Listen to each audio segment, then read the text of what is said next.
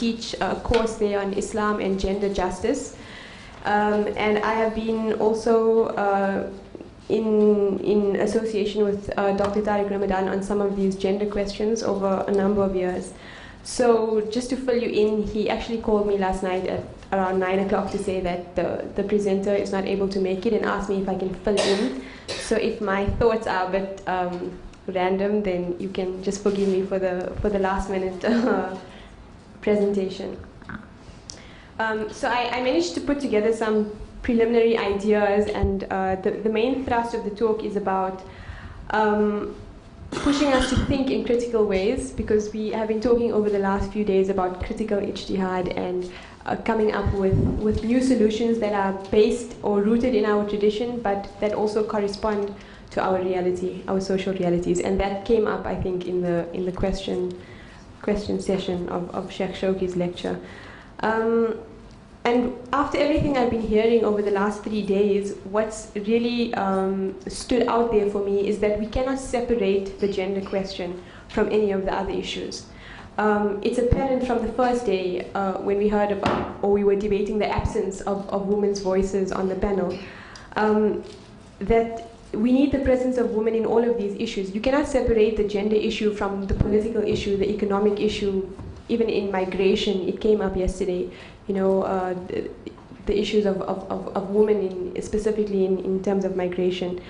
So it's there in all of the issues. It's not some separate issue that we need to you know, be idealizing out there. Oh, the question of women, women's rights, women's roles. It's inherent in all of our other issues and other challenges.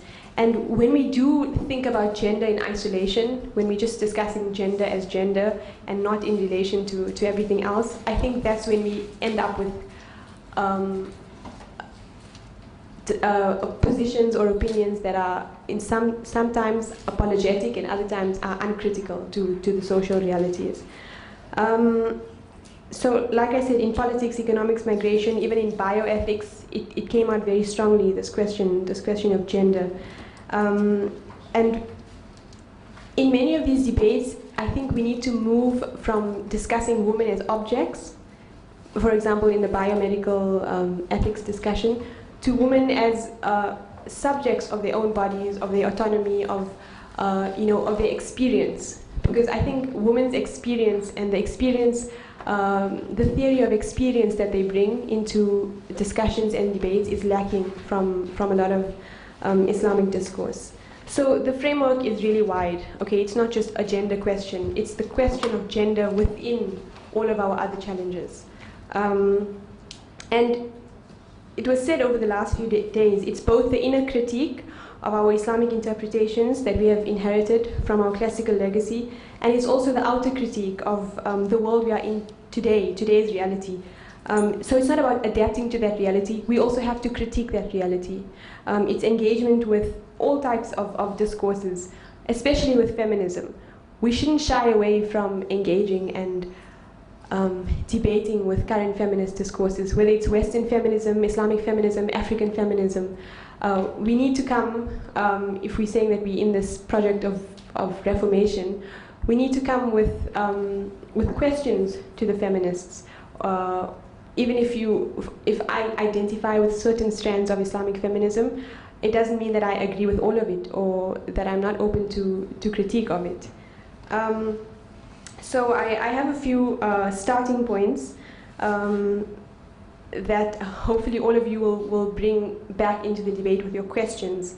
And so my first starting point is our mindsets. Okay, it's the intellectual liberation that we need. As I mentioned, moving from discussing women as objects in discussions to women as subjects and owning themselves and their voices. And moving from functions, okay, functionality, to essence, to moving from the rights and the roles of women. We always speak about this, you know, it's a list of do's and don'ts. What are our rights and what are our roles and what can we do, what can't we do? Moving beyond that discourse to what are our responsibilities, you know, within our societies, in our communities today. And just to put it in context for you, as a South African Muslim woman, I'm sure that the struggles in my community are very different from those in yours, but I'm sure in many ways they also are similar.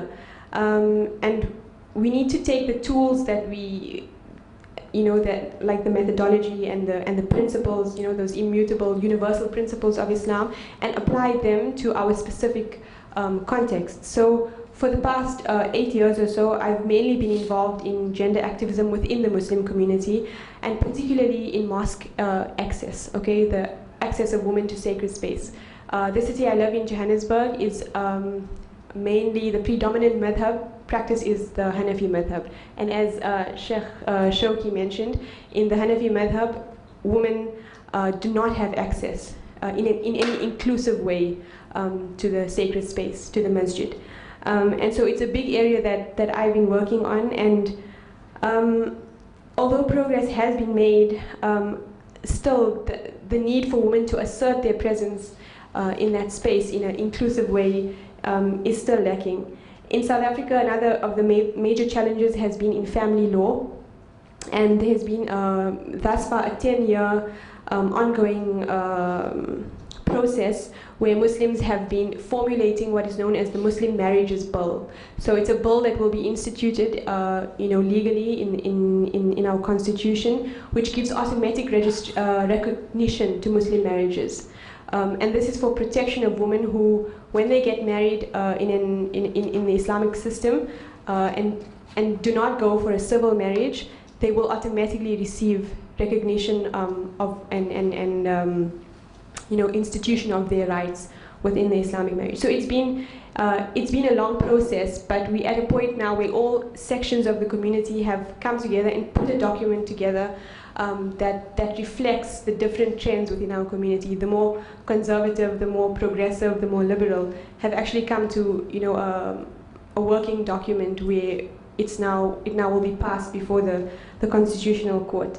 And like I said, the main thrust behind this is protecting women in marriages, either to get out of their marriages, which has been very disastrous in the South African context, where it sometimes takes years for women just to obtain a divorce from the ulama because they don't know about the other mechanisms that are available to them. And also in the case of death and the issue of inheritance, and in some cases women not receiving their inheritance because of a number of reasons, one of them being the marriage not recognized in the civil law. So these are the two major issues that I've been working in my context.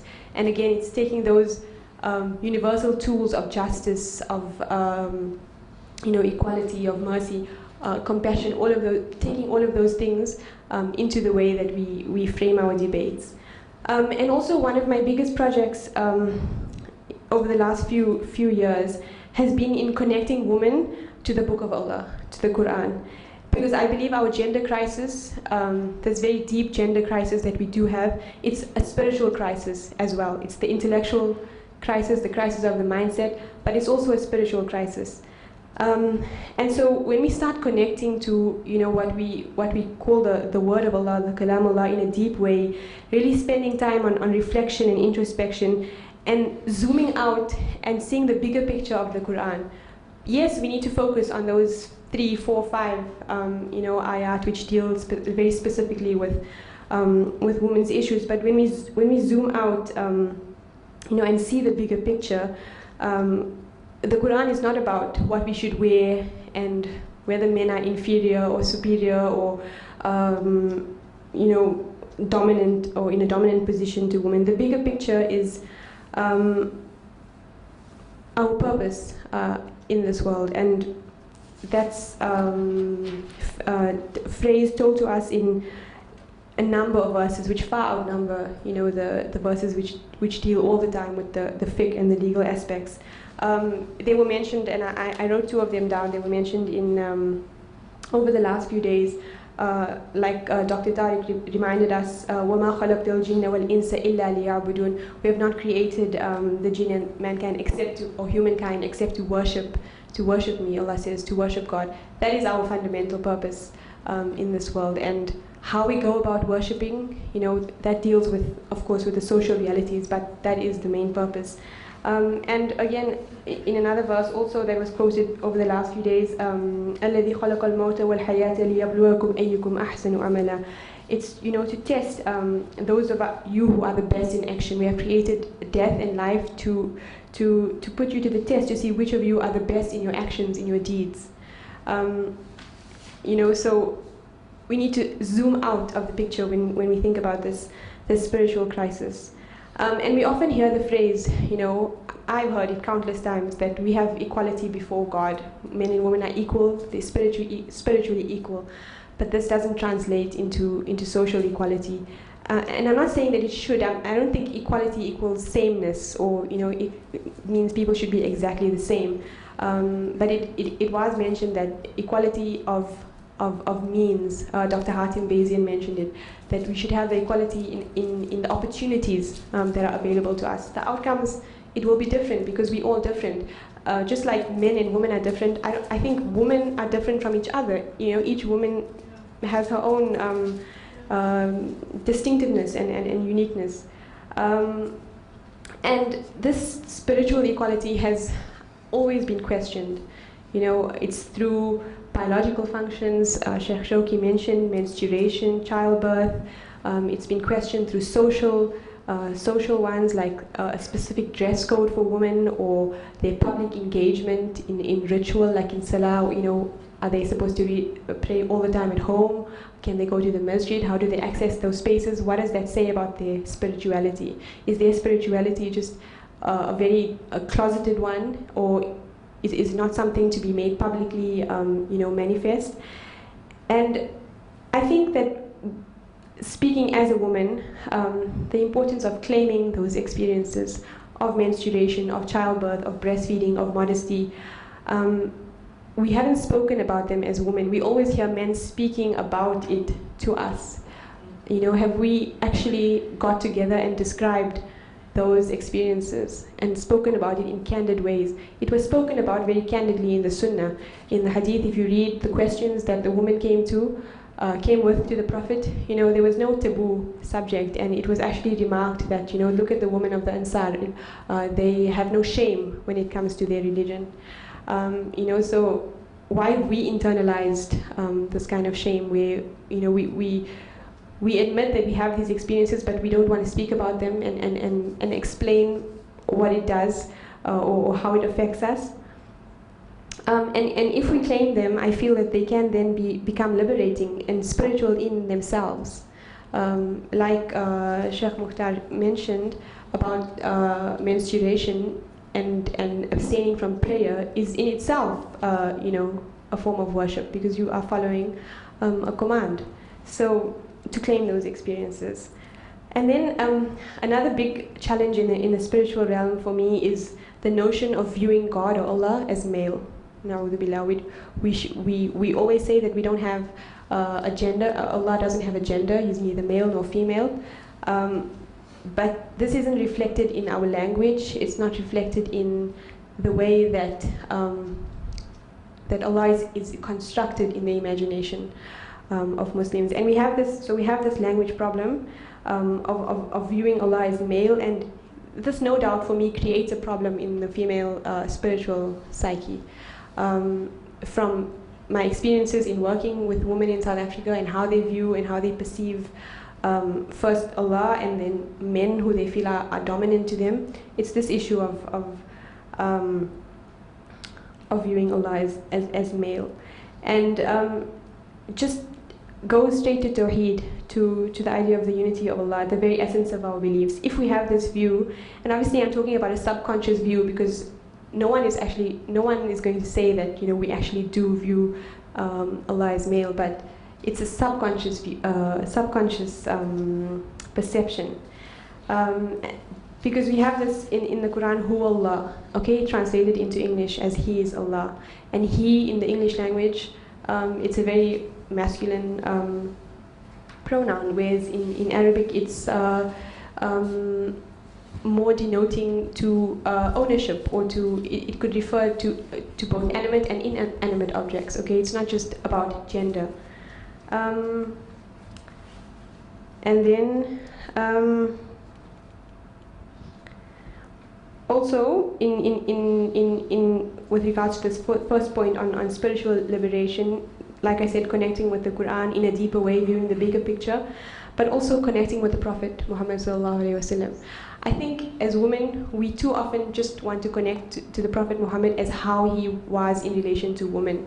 What a good husband he was, or what a good father he was, or just restricting it to that level and not going beyond that, of viewing him as the Prophet, as the bearer of divine revelation, as a transformer in society. Seeing the Prophet as the Prophet, and not only as important as those dimensions are, but not limiting it when we connect to him as women. And we also need to go, just as we need to critique our legal tradition and our tafsir tradition, and all of these traditions, we also need to critique our spiritual tradition. And I mentioned the other day in my comment to Sheikh Moctar that if we look at the Islamic spiritual tradition, there seems to be a relatively more open and inclusive space for women. Of course, it's relative, and it doesn't come without its critiques. And so when we critique it, for example, if we look at the works of Imam Ghazali, who is considered to be, one of who is considered to have articulated the pinnacle of Islamic spirituality in many circles. But if we go to his book on marriage, for example, I think many of us will be distraught at the things that we read in there, and if you have come across it. And this is coming out of our spiritual tradition, and it's also things that we need to contend with. And all of these things, they need to happen simultaneously: the intellectual liberation, the spiritual one, as well as the social liberation, and that is dealing with today's current realities. It's very challenging, not only because you're challenging or you're attempting to challenge an age-old tradition, but for many of us, it's also challenging our cultures. Okay, so it's happening on many levels. We're challenging our Islamic tradition, the interpretations, but we're also challenging our cultures, because the two have become so entwined. Sometimes it's difficult to actually see the boundaries, and it takes courage to do that. Okay, whether as men or as women, it takes courage to stand up against your culture, against things you've inherited. Sometimes it's going against your family. It's just going against everything that's normative in your society. And even if it's a Western society, the same is true, because by accepting an Islamic paradigm, you also have to go against some of the normative presuppositions in your community about gender. So for me, this critical juncture of going against things that were taken as normative, it was about I think 6 or 7 years ago, when Sheikh Al-Qaradawi visited South Africa for the first time. And he was giving talks all over the country in many masajid, and he came to know of the problem with women and mosque access. Because when he came to Johannesburg, he noticed the clear absence of women in these spaces. And I attended one of his talks, and sometimes they have accommodation for women, so they put you in a separate room somewhere else, and they might have a speaker where you can hear the talk. And so he gave a talk, and afterwards I requested to ask a question. And Sheikh Qaradawi requested that I come in front of him and ask the question. And so for me, this was a critical juncture, because it was time to go against everything that was normative. As a woman in the South African Muslim culture, or the one that I was brought up in, as a woman you don't go into a room full of ulama as a woman and ask a question. You save your women's questions for women's time, which might happen, it might not happen. So for me, I had to that day decide I'm going to have the courage to do this, and to enter the room and ask the question. And my question was of itself about mosque access, and so it was quite ironic. So the first step in challenging these things for me was courage, and after that, there was no looking back. You've taken that step to challenge, and so you have to see the process through to the end. And something else, particularly in the South African context, that some of us sometimes have to resort to is what is called airing dirty laundry. It's not something that I always like to do, but I found that writing about our challenges within the Muslim community in mainstream newspapers and media and going onto the radio and speaking about the systematic prejudice and how women are systematically excluded from religious institutions, go out with it into the mainstream, it really helped the cause a lot. I know it sometimes, maybe all of you won't agree with it, it can be damaging to perceptions of the community, and that you are, I mean, there's all sorts of name calling that goes on. But in some cases, one example in our community was when the Muslim community set up a radio station. And the ulama decided that they're going to run this radio station, and they're not allowed to have female presenters because the female voice is aura, okay? It's something that shouldn't be heard on the radio. So then, obviously, activists from within the Muslim community were outraged at this, and a number of them went to the South African Broadcasting Complaints Commission. And they said, our constitution clearly states gender equality. You can't have a public media station that's not respecting gender equality. So the radio station, it's called Radio Islam, they had to decide whether they want to go onto the air or the whole project would be scrapped. So they begrudgingly allowed female presenters onto the radio station. And yes, they still talk about cooking shows and kiddie shows, but their voice is there, it's on the radio, you know, it's being heard. So we have been able to make use of our government and our constitution to help us, you know, in our community struggles. And I'm very aware that option is not available to many of you, where the government is actually legislating against you. So it's a whole different set of challenges. I'm just bringing in some of the things that we've done. One thing came to mind when Sheikh Chauki was speaking was the issue of ugly women being able to, you know, access sacred spaces. Ugly and old. So in Ramadan one year at one of the masjids that had just set up, and they had a women's facility, the imam went on to the microphone and said that now we have a women's facility, but actually you know, we don't encourage women to come here, and only ugly women should come to the mosque. And obviously people were outraged. So again, you know, it was taken into the mainstream media, and it really helped because he had to. Open-minded. Yeah. So. Yeah, we don't know who was deciding this, and we took it. I don't know what his definition is. So when we took this to the mainstream media, again, you know, he had to retract his statements. So this is some of the ways that we've been using the mainstream. And then with regards to this discourse of always getting into debates with the traditional ulama, it's been happening for a long time in my context. But over the last couple of years, I personally and people in our circles have reached the point where it's not about that debate anymore. It's about setting up alternate spaces.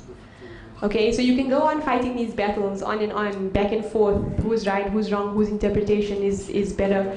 But there comes a point when you need to step out of it and just set up the alternate spaces. So the alternate space in our case is one of the only few masajid in South Africa which have a very inclusive way with regards to gender, where women are allowed to give talks, you know, and teach to both, you know, a mixed gender audience. And it's actually one of the only mosques that Dr. Tariq Ramadan is allowed to speak at in South Africa. So create these alternate spaces. Yeah. Yeah, exactly. So to create these spaces, even if it's within the home. So a project we have been doing there is to have the women's halakat in people's homes. And women are interested, and they're coming and they want to learn more, and they want to step out of those institutionalized religious systems and get a different perspective. So this brings me then to the next point, which is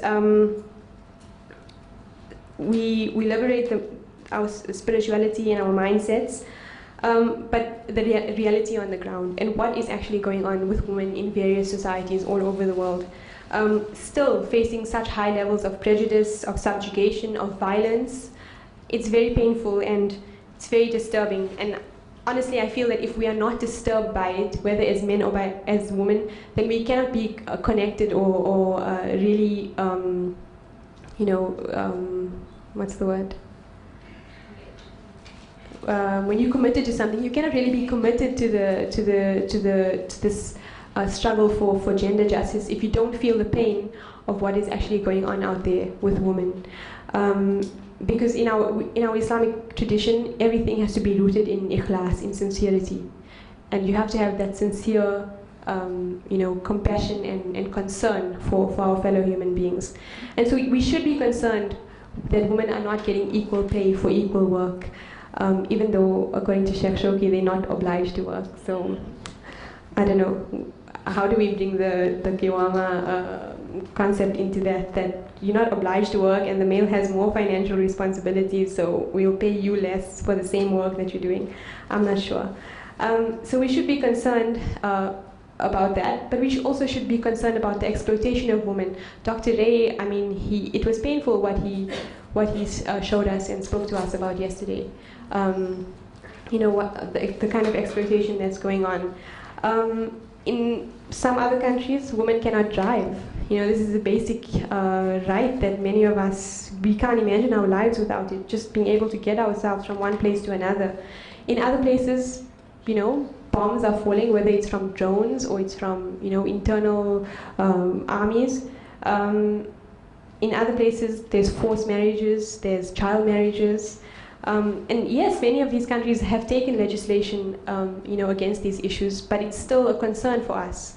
It's not something that we can say has been dealt with. In theory, maybe, but in practice, no. The dress code for women, in some places, like in Europe, where women don't have the right to choose how much they want to cover. In other places, in some of the Muslim countries, they don't have a choice at all about what to wear. You have to wear a certain thing. It's like a uniform. We need to protest both of these because both of them are un-Islamic. Restricting what she can wear and forcing her what to wear, I think they're coming from the same route. Enforcing it, I disagree. That you should be dressed only like this. But is it for the state to enforce? I disagree with that.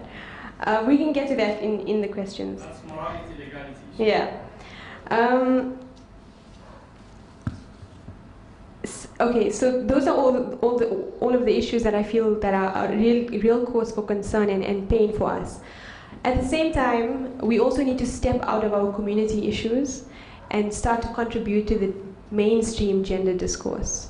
Okay, for many years, like I said, I've been just involved in the Muslim community. Can women go to mosque? Can women do X, Y, and Z? Can a woman give a divorce or ask for a divorce and all of these things? But then there came a time when I had to step out of that and actually look at the South African context and what the gender dynamic is. And we have one of the highest rates of rape in the world. And if as Muslims we are not contributing to this, then we've missed the point. So when I stepped out of the community box a little bit and started getting more involved in mainstream gender activism, particularly with regards to rape and domestic violence, I saw that there's so much that I could bring with me from my Islamic tradition, from my Muslim tradition, from my Muslim identity. I could bring with me into those debates, and it didn't have to be in any overt way. It was just my values and my ethics and my principles. And when we start to assert ourselves, in those dimensions, obviously I'm speaking now about Muslims who live in minority context, because if you live in a Muslim majority country, I understand it's going to be different. When you step out of that community box for a time and start really putting your work into mainstream, really improving the lives of women across the board, not just Muslim women, there's a lot more that you can do that's away from these sometimes trivial community squabbles that we have. So we can go on debating, and the community debates are important, but these other issues, I think, it's about prioritization sometimes. And I felt that once I was starting to be taken seriously in the mainstream community, then the Muslim community also had to start taking me seriously and start taking the things that I say seriously. Because now I have a media personality or whatever, and I've been on mainstream radio and TV, so they can't just ignore this person from within the community and the kind of questions that she's bringing. And of course, it's not just me; it's many women in my community, in our networks. So then, when you come with the questions of reforming the Islamic legal tradition and reinterpretation and recontextualization, when you've had this broad experience in the world out there, not just within the Muslim community and its politics, you can really bring a very different perspective to it. And the first starting point for me of contending with this legal tradition is to know the tradition. Okay, you can't talk about we need a new fiqh, we need a new tafsir, we need a new this and a new that, but you don't even know what the old one that you're referring to is. Okay, and this I would agree with Sheikh Chauki to an extent on that. We need to be familiar with this text, and if it will come. So for people that are sitting here that are really serious about reformation and revival, it's that you have to dedicate a time, 6 months, 1 year, intensive. I don't know what the individual capabilities are. It's a life sentence. A life sentence, but just time where you're actually going to say, I'm going to grapple with this tradition and I'm going to get to know it and read it. Obviously, Sheikh El-Moctar mentioned, you can't get to know 1,500 years of the tradition, but you can get to know some of it. And many people talk from a point where, unfortunately, they don't know a lot about the tradition and they're still trying to challenge it. And that is one of the major problems. So yes, it needs to be questioned. Some of it needs to be rewritten entirely. I think you'll probably disagree with me on that. Particularly with regards to the family law, because I spoke about the assumptions that the jurists wrote under. And one of the assumptions was a world in which slavery was normative. Yes, Islam was pointing towards the liberation of slaves, but in the fiqh, the assumption of slavery was there, and you cannot separate marriage law from my reading of the fiqh, marriage law from slavery law, because the two were very entwined. And there's a book about this. We may not agree with everything. Kisha Ali on marriage and slavery in early Islam for English speakers and people who read in English. She goes into depth discussing how those rulings converge. And so if we want to reformulate, for example, the marriage to slaves and marriage to free women, okay, and the idea of having slaves as available to males, sexually available, it was a given in the fiqh. And the idea of the Islamic marriage as being a contractual agreement, she relates all of it to how it operated within the context of slavery. It's just, there were many other assumptions, not just slavery. Just the idea of gender itself, okay, needs to be thought about. So if we're going to start it with this reformation process, then we need to also really seriously start with those assumptions. And like I said, in the context of family law, it can only be done if women are an integral part of the process. One example came to mind that I was thinking about when I was thinking about these, what I'm going to present on, is that we had a debate in South Africa on this whole issue of rape, and the issue of marital rape came up, where people were asking questions about, is there such a concept, in the Islamic legal tradition as marital rape? And many of the traditional ulama in South Africa said no. There's no such thing as marital rape because a woman should always be sexually available to her husband. And those that did say that yes, there is such a thing as marital rape, but they went on to say that it's really bad, it's really terrible, but there's no punishment for marital rape like there is for other forms of rape. And the woman came into the debate with a completely different view, which is why women need to be there in the rewriting of this. because one of the scholars had said the reason there's no punishment for marital rape is because it's not as shameful as, you know, like any other kind of rape that occurs. And the woman came and said, no, marital rape from a psychological perspective is more shameful. You have to live with this person. You have to see them on a daily basis. You might be subjected to rape repeatedly. You know, it's not in other forms, it could be just once off. You might never see that person again, and you can maybe heal better.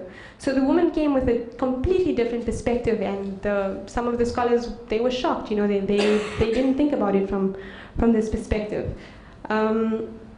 So in the rewriting of law, if women's voices are not there, I don't think we're going to get any more different results. We might get, no, we will get better results, but we won't get, you know, much what we really need. With regard to the fiqh, something that I've been working on in my research is the fiqh of ritual and women's bodies in ritual. So coming from a Hanafi dominant community, looking at how women are told to pray and how they prescribe to, it's about praying in this very closed, constricted, restricted way, you know, not trying to imitate males in prayer. Whereas, you know, the Prophet said, you pray as you have seen me pray. It's about women praying in the darkest corners of their room. So it's this very restricted sense of spirituality and connecting to Allah. It's not the way that the male is, you know, is prescribed to. And obviously these are, this is fiqh that is taught, I'm speaking about, in our schools and our madrasas. The fiqh in the texts, you know, in the original Hanafi texts, some of it is different and some of it is the same, but what's now filtered down, you know, and is being disseminated into the community. In looking, looking at the notions of the body, of how the jurists viewed the female body when they were writing out all of these rules, because they had a particular opinion about the female body. Sometimes the female body was this biologically inferior entity. At other times, it, you know, the experiences, the biological processes of menstruation and childbirth, they had certain notions about it. I'm not saying they thought that it was like in previous traditions that it was something that was, you know, impure, but it's that they didn't have this first-hand experience with it. But some of them, they did do very interesting things, like Imam Shafi, for example, when he was legislating about what the maximum or minimum, you know, days of menstruation are.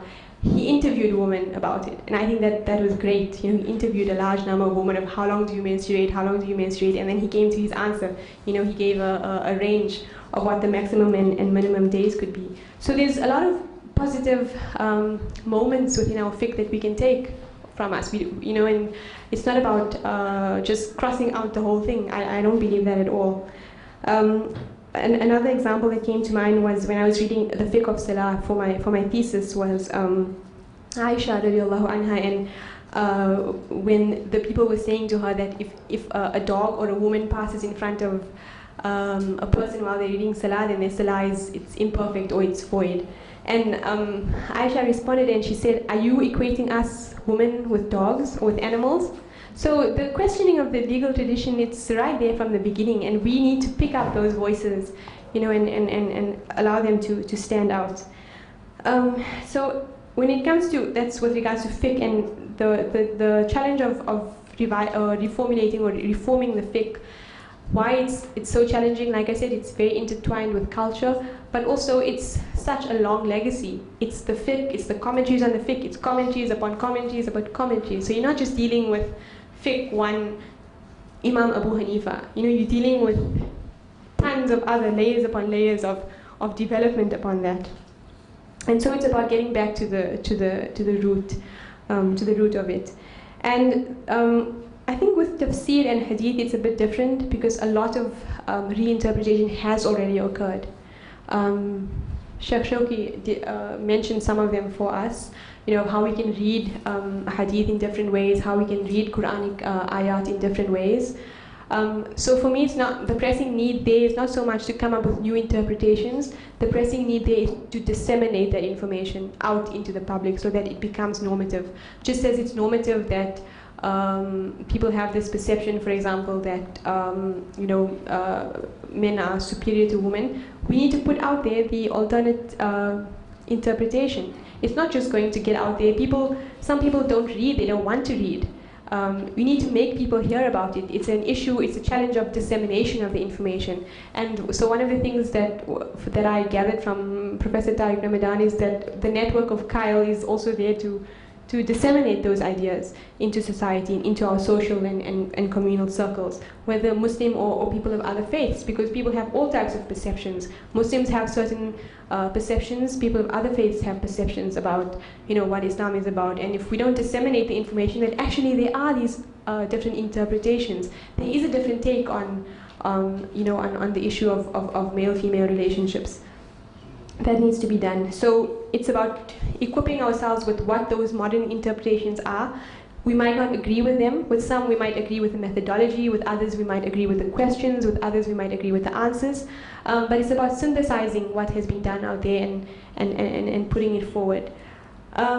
So I think we need to stop saying, oh, we need to relook at these verses. I think the verses have already been relooked at. Okay, we need to start promulgating those ideas. And the same with the hadith. With regards to the hadith of Naqisatul Aql wal Deen, I think that I will agree with Sheikh Mukhtar's position, and also I would recommend a paper by Dr. Taha Jabir Alwani, where he looks at this hadith from both an isnad criticism, a criticism of the chain of narration, and also from a textual critique point of view. Because I think more textual criticism needs to happen with the hadith, particularly to look at the content and in light of the Quran and the actual practices that are documented. So women being deficient in intellect, but the Prophet was taking political advice from women, and he said to take half of our religion from his wife Aisha. And sorry, what? This half religion of Aisha. This is not. Yeah. Okay. But she herself was a scholar and so involved in the religious institution and life that you need to put those things into what was actually the reality at the time. So I agree with you that the modernist readings must be critiqued. It's not only the classical readings that need to be critiqued, definitely the modern readings as well. And when it comes to the issue of education and training women, because this came up over the last few days, that people have said, some of our speakers have said, we have an education problem, we have an infrastructure problem within our Islamic institutions, where the access for women to get the same level of education is not, it's not on par with what men get. Then I think institutions like CILE need to take this forward. I think you have people that are equipped to train women, and so it's not enough about talking about women needing to be trained, but actually doing the training. And hopefully it's a project that you will take up. And about training and education? They don't need to be taught, they need to, as much as we say the need is there for women to be trained, there needs to be organizations like CILE, for example, that take up the actual training of women scholars. And I'm getting to the end now. Throughout all of this, I've spoken about the theme of liberating the intellect, the spirituality, the social, liberating ourselves from our social realities. And we always have to be aware of what kind of liberation we're speaking about. And it was already discussed, are we speaking about the liberation of the white man, liberation of brown women from brown men? Okay, that has been a theme in colonial thought, that there are these white men who will come to save Muslim women from Muslim men, because Muslim men oppress Muslim women. Are we talking about that kind of liberation? I think not, and so we need to bear in mind when we speak about liberation, which kind are we actually speaking about?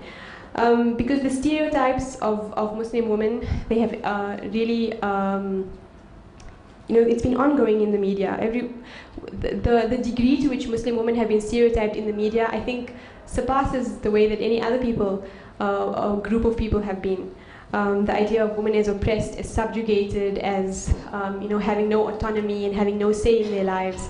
This is the dominant view out there in Western media, and I'm using the term Western, I'm sorry for using it, but for lack of a better term. And then there's obviously this exoticizing of Muslim women. Like right here in Granada, if you visit Alhambra, there's this idea that the women occupied the harem space and there were all these kind of exotic creatures. And the reality of Andalusia is that women were so much a part of the society as poets, as calligraphers, as mathematicians, as scholars, as having, being involved in the politics of the day. It wasn't just a whole lot of women sitting in a palace in some king's harem. Okay, that wasn't the reality. So we need to contest these stereotypes that continue. And we can challenge these discourses now with social media. I think it's a very powerful tool. I would urge you all to look at the website Muslima Media Watch. It's a website that I regularly write for and contribute, where we look at the stereotypes within the media and critique them and try to get to the root of where are these stereotypes coming from. Again, you might not agree with everything, but there's a lot. Muslima Media Watch. Muslima Media Watch, yeah. It's a website. So be very aware that this is an internal liberation. It's not a colonial one, because and this is where I'm going to get to the end, that we need to liberate ourselves. And the first step towards liberating ourselves is what I call, or what I've developed in amongst my networks at home, is active taqwa. Not seeing taqwa as something that's passive, but something that's active. And I'll come back to the Quran with this.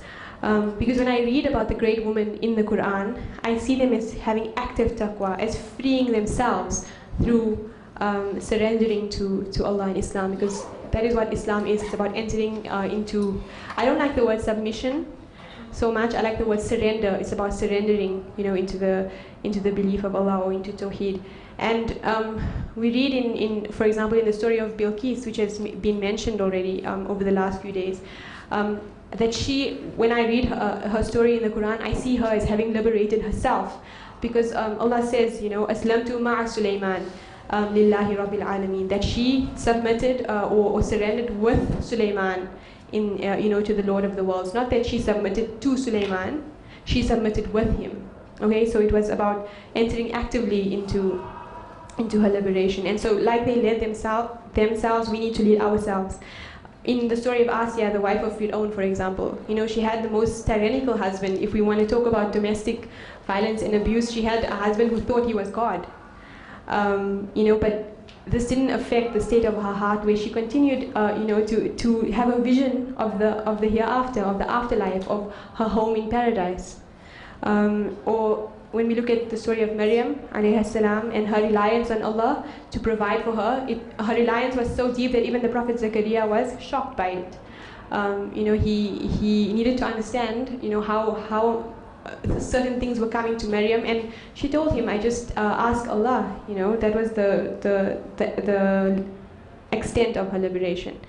And so when I speak about a framework of men and women, of gender, it's about men and women coming together in cooperation, because there cannot be women's rights or women's liberation without men being actively involved in the process. And this is stated in the Quran. The verse was already quoted, وَالْمُؤْمِنُونَ وَالْمُؤْمِنَاتُ بَعْضُهُمْ أَوْلِيَاءُ بَعْضٍ. Okay, that men and women are the awliya of each other. They are the helpers, the allies, the supporters. There's different translations of that, of each other, and they help each other in joining good and restraining people from committing evil. So it's not just that we're allies of each other, it's allies of each other when we commit ourselves to doing something, to enjoining good and restraining or restricting people from bad. And in the last verse here, it's when Allah says, فَاسْتَجَابَ لَهُمْ رَبُّهُمْ أَنِّي لَا أُضِيعُ عَمَلَ عَامِلٍ مِّنْكُمْ مِنْ ذَكَرٍ أَوْ أُنْثَى, that I will not suffer the work of any one of you, male or female, to be lost.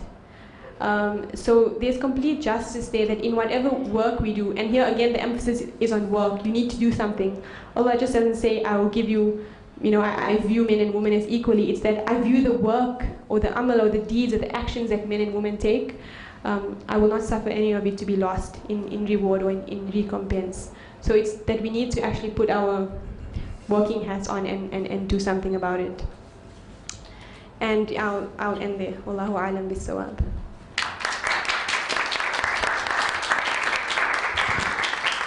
Barakallahu fiki. So we will take maybe 15 minutes of questions. The idea was to not to ask me questions, but to get you all to bring what you feel are the current gender questions. So not so much about answers. Can I start with the first question? Yes. Okay. No, you talked about liberation, and you emphasized on our history and legacy and the fiqh and the tafasir, etc. But you didn't talk about the liberation from what a modern woman is suffering from, as, for example, used to buy products and sell products, and all of this image that is formulated around women. And you talked that there is some countries that imposing a uniform on women, but in the West, this uniform is imposed not by law, but it's imposed by culture. Yes. By culture. Yeah. So there are. What about this? Yes, I agree with you. The objectification of women in the media, sexualization of women being used, like you said, to sell products, to market products. It's all about the bodies of women as a commodity. Okay, and like I said, we need to critique our modern realities as well. It's not just about critiquing the past, it's about critiquing our current realities. Why have we got to the stage where women are viewed as objects of something that can sell a car, or that can, just a commodity or a product. Yeah, so I agree with you 100%. Everybody was fast. I will start. That's not fair. You understand the point. No, it seems like you wanted to bring a different perspective on Qiwama. Can you elaborate on this? What? A different perspective on Qiwama. No, I don't think that, I don't disagree that Qiwama is this idea of financial responsibility, of men having to be the supporters of women, and not just of women, but of their families.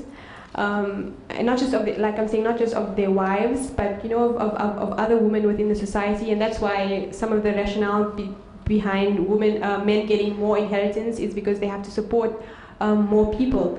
So I'm not disagreeing with that notion because it's in the Quran. I'm disagreeing with our current social realities. I don't agree that women have a choice whether they want to work or not. I come from South Africa. It's the place, one of the places with the highest inequalities. If women don't work, the society will fall apart. People will starve. Children will not be able to go to school. It's not a choice. Women have to work. Yes, it's all really good that men can be the financial, maintainers of women, but it's not the reality. We need to critique the reality, yes, but still, women still have to go to work while they're going to be, waiting for all of this to change. And I think we need to speak about it in less patronizing ways. Okay, like your question about, was it you about saying that your wife is, yes. Can I go to my wife and say, you are a really good doctor, but you don't have to work if you don't want to, and it's very patronizing. It was more psychological than legal. Exactly, it's very patronizing to actually hear someone say that. You have a choice, you can work, you don't have to work. When women really want to contribute with their talents and their skills into society. So I think there is a way that we can speak about it without being patronizing. So I'm not offering a view that men shouldn't be financially responsible for women, because I wouldn't be here if my husband wasn't financially responsible. And I wouldn't have this opportunity to develop my intellectual interests, if there wasn't somebody, bringing in the money to take care of the kids in the home. So, yeah. It's about the way we speak about it.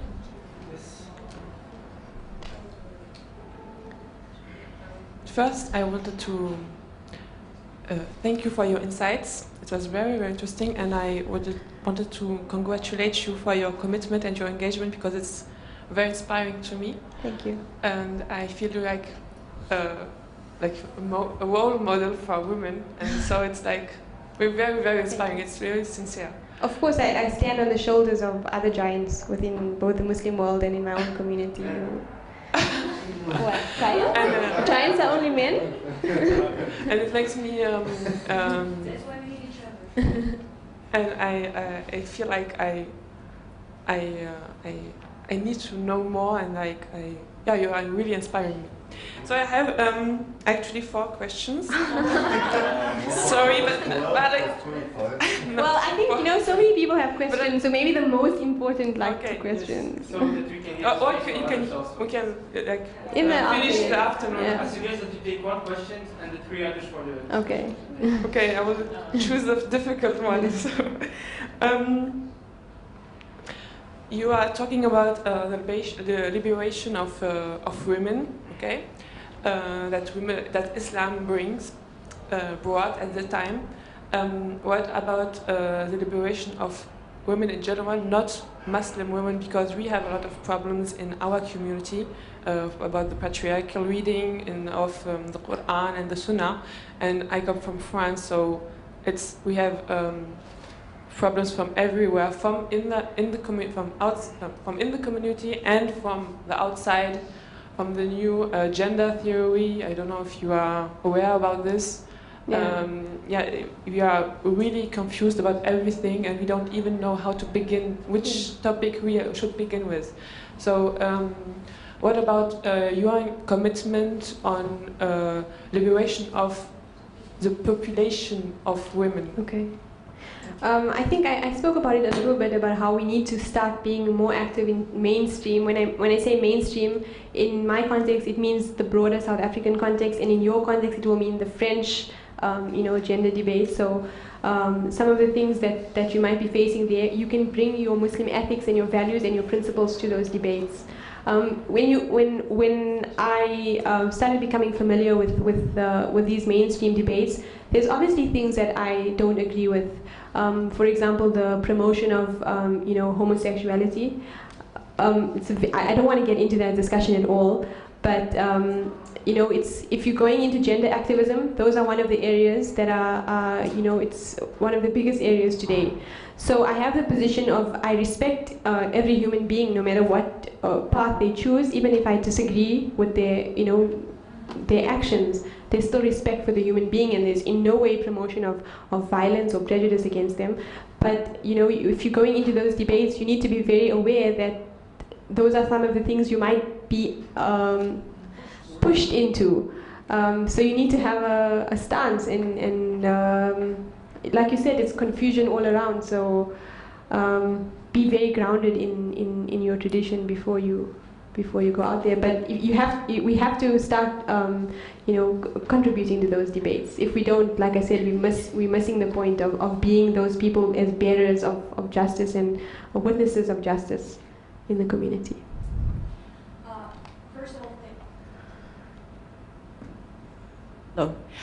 First of all, thank you very much, because in my opinion, within the last 3 days, you personally articulated the most important thing in this context of liberation. That's what God says. You should know the truth, and the truth will set you free. You pointed out that people, first of all, needs to go back to the text, to know the source. That's why we have all this patriarchal reading, we have this popular Islam, all this prejudice in Muslim world, and not only in Muslim world, because people don't know the sources. And you are doing in this field, you are setting like courses or whatever it is for women to know the text. So how does the male part of your community react on that? Because you're just like, it could be perceived like you're violating their right to oppress women on the basis of their illiteracy. Yes.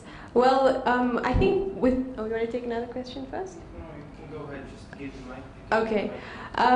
In the South African context, there's always been this notion for both men and women that only the ulama can access the Quran and they will then give the message on. So it's not just a female problem. It's also that men are not connected, to the Book of Allah. But in my work, particularly in gender activism, I decided to focus on women because obviously I have a wide circle.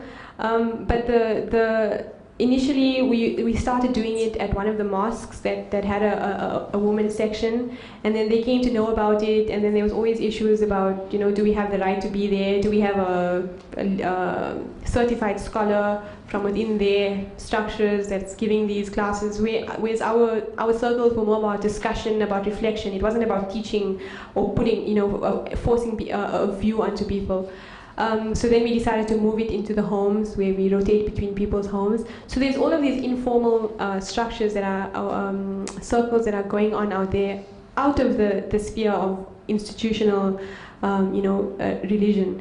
And I think those are very important, because it's when people start getting their awareness, start becoming aware, reigniting that awareness within themselves. But yes, there'll always be people saying that you're not qualified to do this. You're not from within the what's called the Jamiatul Ulama, the Council of Theologians. You need to have a permission from them. But it's just to continue with the work, and as long as people are coming to these circles, you continue to do it, and they've been growing. So I think the thirst is definitely there. Okay. Thank you very much for a very nice speech. I have one comment which is related to this الرجال قوامون على النساء. For me, it makes a lot of sense. If you look at any society in the world right now, and you look at where the resources are, they are in the hands of a few very powerful men. And to distribute these resources to the women of all those societies makes a lot of sense, no? So I'm in favor of looking at this verse as a global it's a global or a societal level, but not on an individual level, like not between the husband and the wife, but maybe on a because I don't know, Sheikh Chauki, what do you think about الرجال قوامون على النساء? As husbands are have kiwama over women, or men have over wives, or men have kiwama over women? The general rule is that men are responsible financially on the woman, on their woman or their mother. If they don't have somebody closer to their mother than themselves, than their mother, if they don't have their daughters, their aunties, if they don't have somebody closer to their aunties than themselves, etc. It can go very far. So can we take it to this global perspective? Yeah, like I said, each woman that needs financial support and doesn't have somebody that is closer to her than you are financially responsible.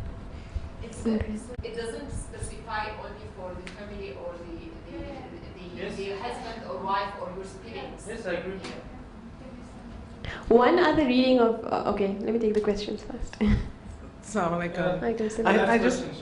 I have a short story and a comment. I really wanted to thank Safiyyah. It's very refreshing. You're a great role model for all of us. You are the role model. I wanted to tell a story that my son and I had in the mosque, in the masjid, not the mosquito. Learning Arabic or learning tajweed is a challenge of many people. I'm coming from Chicago. And so we decided that if all the ladies had a Quran class and a tajweed class and the men couldn't find an appropriate teacher, that it might be okay for the woman who teaches the women to also teach some of the men. But it only wound up being one man willing to take the class. So it was my son. So his teacher told him, bring someone and I will teach you. It's not a problem, we'll be in the mosque. So he told me and I said, sure, I'll come. And then the imam found out that the woman was teaching the man. He's got 3 kids. He's a grown-up, and he's there with his mother learning tajweed. And they stopped the class. So this is the context that some of us are coming from, that there's so many restrictions in the masajid that you cannot sometimes even function when it comes to, seeking the deen. Exactly. Then you got to take it out of the masjid and create this. Yes, so we got out of the masjid and created a new space. Yeah. I just want to say that, it comes from each one of us, that confidence, that level of confidence. Just walking the world as a woman in hijab is a message for so many people. And you can teach in so many ways, even if it's just your neighbor. It doesn't mean you have to be, you know, in a formal setting, you know, and Allah subhanahu wa ta'ala is the one who gives you that confidence and that opportunity. So just, you know, just know that He expects it from us. He's putting us in different positions, like the position that you're in. You know, alhamdulillah, and I'm going to get you on Skype, inshallah. I don't know who is next, but thank you. No, I thank you for your comments, and I think it's, again, important for us to share our experiences. We need to share those stories. The essence of our lives is what's going to help other people. That's exactly. what we learn Share from. what's been happening with you, what, you know, little anecdotes, the way you felt when you heard a male scholar screaming down at you, telling you that you're deficient in this or that, you know. Speak about how it makes you feel, you know, as a woman. And in the 70s, I was told twice, get off the stage. I said, I'm here with, you know, kindergarten children. They're going to recite Surah Fatiha for all of you in this program that their parents came to, and you want me to get off of the stage? I'm not getting off of the stage. Maybe you find another stage. Yeah. You know. Definitely. Okay, thank you very much. Maybe one last anecdote before stopping. It was an old sheikh, and he was Saudi, and he was invited in Turkey to give to teach, and basically it was a class of women. But he was telling this. He said, when I came, I was shocked by women not wearing niqab. Some of them not covering their face. So he said, I didn't know what to do. I couldn't give this course. You know, it was an old man. He was above the 80s. And he said then he found a solution, and he wrote it in a poem. And the last bait of the last section of the bait is فلما وضعت النظارة تساوت للعذراء والحجارة. So when he put out of his glass, he couldn't make the difference between the virgin and the stone. What's the type of class? What's the type of the class? It was a religious teaching that he did in Turkey. In South Africa, we have this. Clearly, it's dark. No, he didn't. He put off the glass. فلما وضعت النظارة, when he took off the glass, he couldn't. In South Africa, one of my teachers, his grandfather was a very eccentric person, and so when he was trying to get women, you know, revival of women with the Islamic identity, and people used to say, how can you teach women, you know, directly face to face, and there's no separation between you? So the one day he did something really weird. He came into the class wearing, you know, a veil, and it was just a message that, you know. A protest, if you can say so. So see you inshallah in 15 minutes. Can I for just make a last comment, a little last comment? Okay, small comment. Yes. So thank you very much, and I would like to actually share common experiences in France, because in the Francophone sphere, such initiatives that you mentioned exist, like the access of women in mosque, and also the question of alliance with other feminist or justice or feminist groups, and how to be also coherent with our principles, and also to take advantage with what they developed, because as it was told, the justice principles are also the human values aren't on Islamic propriety. We can find such principles linked to what the Quran says outside the Islamic spheres, actually.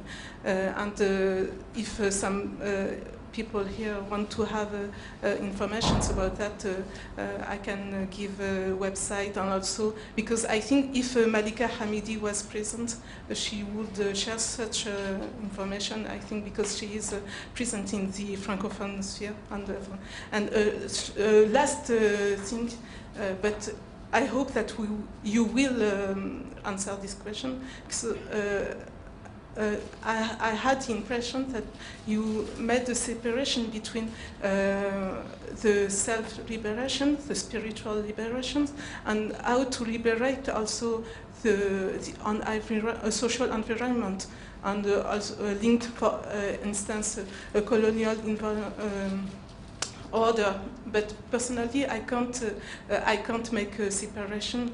And if we look at the time of the Prophet, for instance, when Omar ibn al-Khattab radiallahu anhu was the caliph, concerning the mahr, the dot, he made a stance which was, I can't remember exactly, but maybe you can mention the women who contradict his view, related to her global understanding of the Islamic message. And I think that it was linked to her spiritual depth, and also to the will to implement social justice. So I think we can't make a separation, and especially concerning social justice, because when we look at the Islamic history and the issue of slavery, we can say that there is a failure in the Islamic history, and maybe there was, because we can't separate, to make it fast, we can separate the two spheres. Okay, thank you. I think we will answer the questions in the last session, where we'll have the 2 hours discussion, inshallah. So see you in 10 minutes.